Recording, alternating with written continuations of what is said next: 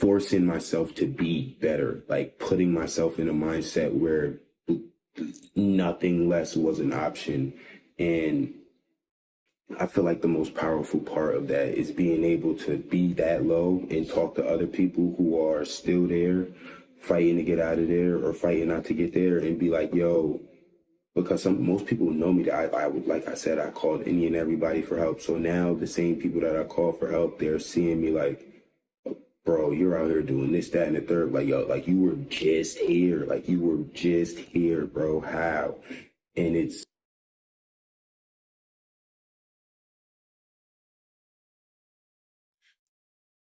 all right, what's up? As I'm sure y'all can tell from the intro, it's a lot to unpack in today's video. It is just the intro.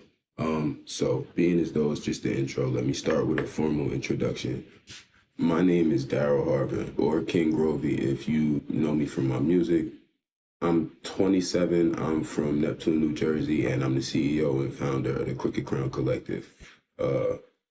So the Crooked Crown Collective is a movement that's based on resilience, self-empowerment, and turning failures into struggles. I know a lot of us, like myself, I would assume, have had many numerous troubles in our lifetime that has stumbled our path to success or knocked us completely off our path to success. For some people, it might be just a little bit of time. For other people, it might be a little bit longer that you're stuck in this mental and very real place in our life. So the point of this video cast is basically to showcase some of the lower times while also showcasing how to use those low times as stepping stones to achieve the next goal and the overall goal, which is success. I feel like I should start by telling y'all a little bit more about what this means to me personally. I want to say that, so the general point of my brand is overcoming failures and turning them into successes. And the reason that's so important to me, because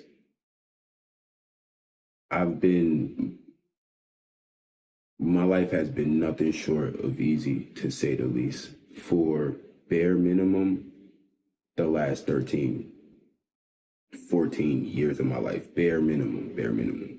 But really the lowest point for me was as of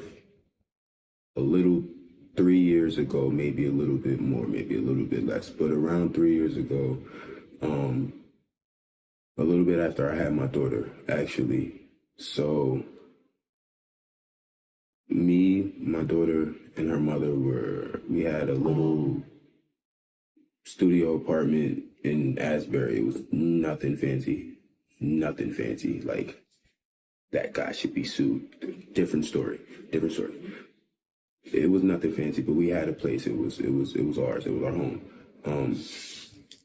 I was the breadwinner and the financial provider, and by choice, I told my daughter's mother when she got pregnant that I wanted her to step back and focus on nurturing my daughter so that my child could be the best version of her.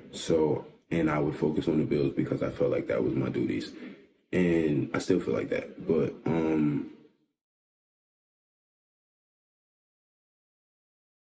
I ended up getting backed up on finances due to mistakes that I made spending wise, investing in things at the wrong time, not getting the right momentum, not knowing what I was doing in the business field just yet, just getting my feet wet and not really knowing what I was doing. We ran into financial troubles and we ended up losing our place. So now me, my daughter, and her mother are homeless now. It was a terrible experience. This was about a 3-year experience, man. Like, I mean, every night we were sleeping in cars. Like, we was Instacarting and fucking DoorDashing like 16 hours a day until I got a job. And then I would work for, I don't know, 8+ hours a day to get off, and then still do 12 hours of DoorDash, Instagram, because Instacart because we just didn't have it. Like we just didn't have it. Barely scraping together enough money for rooms. I've had to stop communication with so many people because they just were fed up, and I felt it. It got bad. I ended up having a job.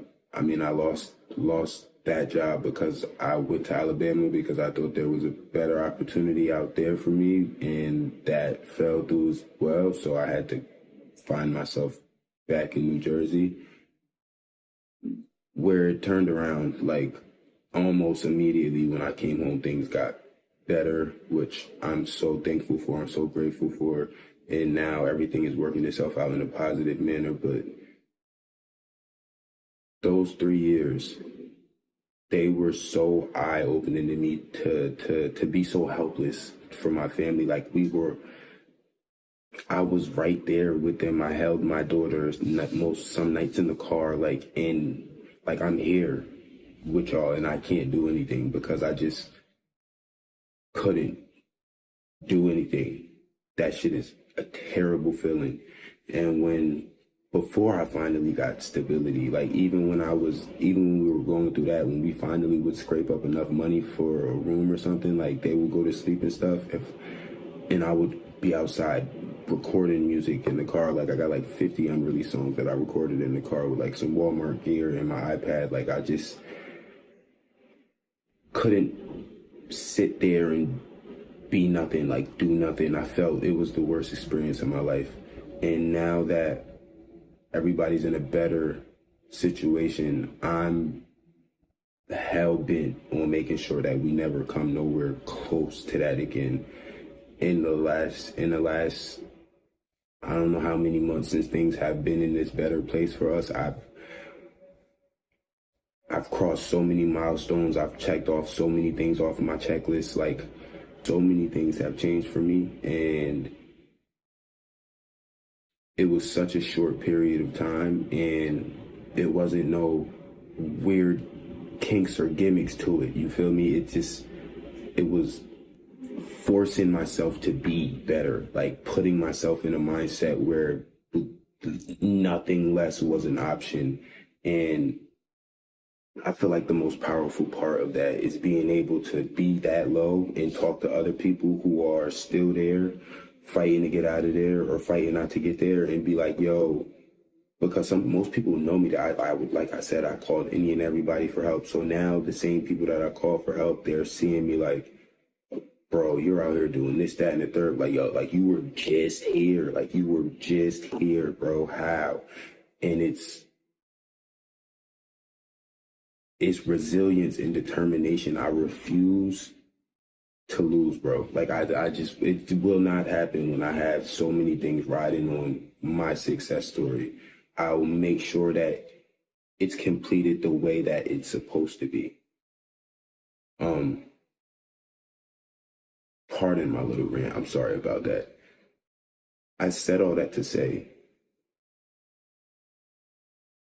the meaning behind my brand resonates so much with me because it's the story of my life. It's literally the soundtrack of my life. Like that was 3 years. Okay, the hardest 3 years of my life, but that was only 3 years. Prior to that, it was not any better. Like that was 3 years of me being homeless, but we were in a place that we lost prior to that and dealt with. I don't know, like me and my daughter's mother were homeless a numerous amount of times. This one just happened to be the hardest because I was like, a child should never be there. Nobody's child should ever be there, you know. And so if anybody's out there like in similar situation, you can get out of it, bro. You just gotta get up and do it. Like that's such a cliche way to say it, but I'm making this video cast in order to break down step by step what you got to do. And a big part of that starts with the mental. You can't do anything else if you don't get your mental right. If you're not telling yourself, I can do it, I know that I can do it, and not doing it is not an option, then there's always going to be that bit of doubt. There's always going to be something there that's stopping you from reaching your full potential. So it starts with the mindset. then it starts, or it follows with a whole bunch of things that I look forward to showing you within this video cast. I want to wrap this up. Don't want to make this too long for y'all. I'm trying to dive more into what changed once my mindset changed, like what steps I made moving forward that unlocked some of the things that I had to unlock. And some of them are unorthodox, and some of them might not pertain to your life in specific. But there's something there for you. And I hope that I see you